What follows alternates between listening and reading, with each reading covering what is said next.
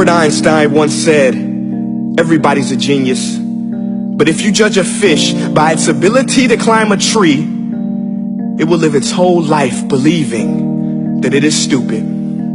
Ladies and gentlemen of the jury, today on trial we have modern day schooling. Glad you could come. Not only does he make fish climb trees, but also makes them climb down and do a 10-mile run. Tell me, school, are you proud of the things you've done?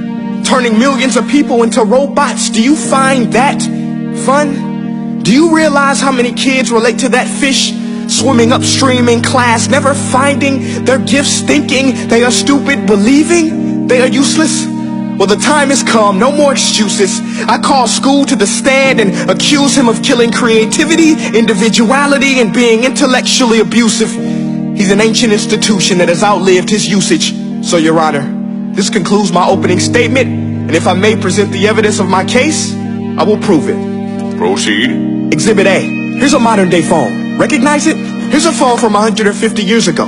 Big difference, right? Stay with me. Here's a car from today, and here's a car from 150 years ago. Big difference, right? Well, get this. Here's a classroom of today, and here's a class we used 150 years ago. Now ain't that a shame? In literally more than a century, nothing has changed. Yet you claim to prepare students for the future? But with evidence like that, I must ask, do you prepare students for the future or the past? I did a background check on you and let the record show that you were made to train people to work in factories, which explains why you put students in straight rows, nice and neat, tell them sit still, raise your hand if you want to speak, give them a short break to eat, and for 8 hours a day tell them what to think.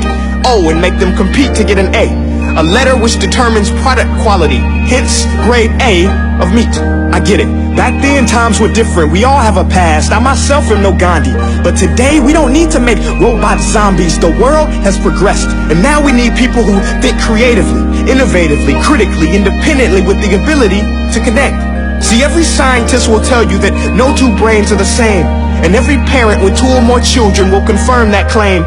So please explain why you treat students like cookie cutter frames or snapback hats, giving them this one-size-fits-all crap. Watch your language. Sorry, Your Honor, but if a doctor prescribed the exact same medicine to all of his patients, the results will be tragic. So many people will get sick, yet when it comes to school, this is exactly what happens. This educational malpractice, where one teacher stands in front of 20 kids, each one having different strengths, different needs, different gifts, different dreams, and you teach the same thing the same way?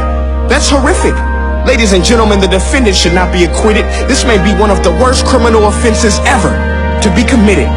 And let's mention the way you treat your employees. Objection. Overruled. I want to hear this. It's a shame. I mean, teachers have the most important job on the planet, yet they're underpaid? No wonder so many students are short-changed. Let's be honest. Teachers should earn just as much as doctors, because a doctor can do heart surgery and save the life of a kid. But a great teacher can reach the heart of that kid and allow him to truly live. See, teachers are heroes that often get blamed, but they're not the problem. They work in a system without many options or rights. Curriculums are created by policymakers, most of which have never taught a day in their life. Just obsessed with standardized tests. They think bubbling in a multiple choice question will determine success. That's outlandish. In fact, these tests are too cruel to be used and should be abandoned, but don't take my word for it. Take Frederick J. Kelly, the man who invented standardized testing, who said, and I quote, "These tests are too cruel to be used and should be abandoned." Ladies and gentlemen of the jury, if we continue down this road, the results will be lethal. I don't have much faith in school, but I do have faith in people.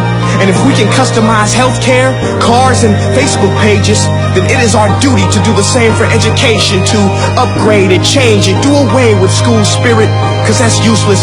Unless we're working to bring the spirit out of each and every student, that should be our task. No more Common Core. Instead, let's reach the core of every heart in every class. Sure, math is important, but no more than art or dance. Let's give every gift an equal chance. I know this sounds like a dream, but countries like Finland are doing impressive things. They have shorter school days. Teachers make a decent wage. Homework is non-existent, and they focus on collaboration instead of competition. But here's the kicker, boys and girls. Their educational system outperforms every other country in the world. Other places like Singapore are succeeding rapidly. Schools like Montessori, programs like Khan Academy. There is no single solution, but let's get moving. Because while students may be 20% of our population, they are 100% of our future. So let's attend to their dreams, and there's no telling what we can achieve.